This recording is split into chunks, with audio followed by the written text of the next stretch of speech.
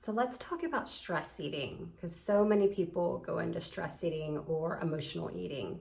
And I know that I battled that myself, coming from in my earlier years, battling an eating disorder and stress eating. It was a vicious cycle. And so I have a lot of clients come to me and have come to me over the years where they're stuck in this repetitive cycle of emotional eating and stress eating, finding themselves late night snacking or under stress or a stressful event, they turn to food. So there's a couple of things I want to tap into with that. When we're under a stressful event, our sympathetic nervous system is compromised, and that is our fight or flight response. And so our flight or fight response is in the space of stress, and cortisol levels come up. And once those levels start coming down, that's when we want to eat. And that's actually our parasympathetic nervous system coming in and alleviating the sympathetic nervous system. So kind of a scientific background on the why. Why does that happen? And that's the natural state that our body goes into. But let's go a little bit deeper into that and tap into the subconscious to conscious. So that is going to be patterns and behaviors. And we do things out of our subconscious. And it's not until it becomes to our conscious awareness that we have an understanding of our choice. So if you're emotional eating or stress eating, here's the one thing I want you to do is give yourself grace. So understanding the why. Why am I eating this? What was the event that happened? And so connecting the dots between that and knowing that what happened in that event, did it cause stress? And now you're knowing that it's the parasympathetic nervous system releasing that, okay?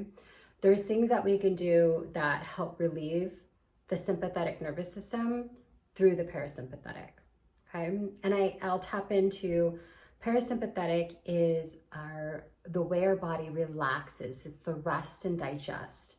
And the sympathetic, as I stated before, is your fight or flight response.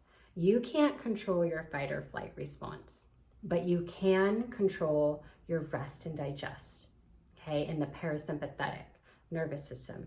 So finding tools to navigate and bring in to use when you're in a stress state will help offset that fight or flight response and alleviate the patterns and behaviors of the stress eating.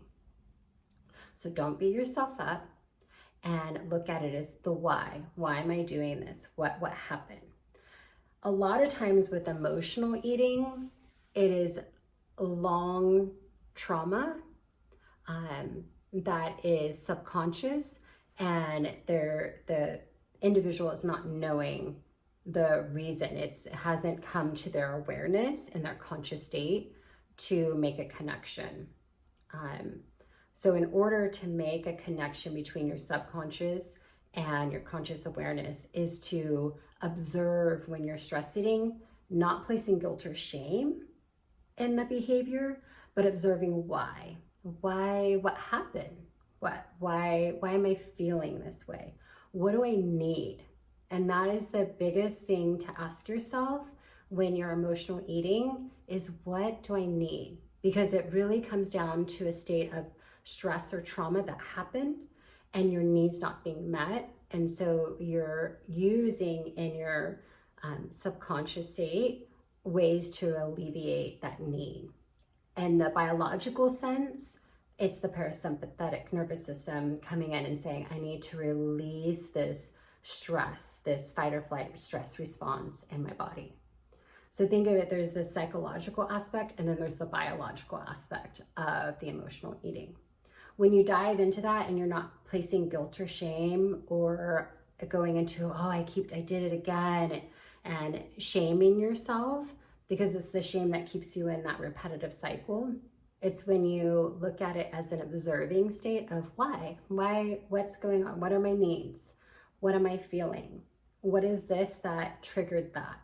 Then it takes you in a place of curiosity in an observation state. And when you're observing yourself, that's when you're able to connect your subconscious to your conscious behavior and break those patterns.